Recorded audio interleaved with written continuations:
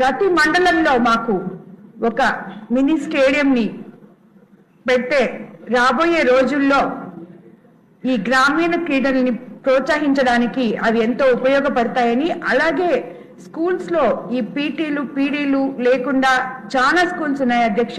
దాని మీద కూడా ఇంట్రెస్ట్ పెట్టి వాళ్ళని కొంచెం మాకు అలాట్ చేయాలని చెప్పి కూడా కోరుకుంటున్నాం అధ్యక్ష.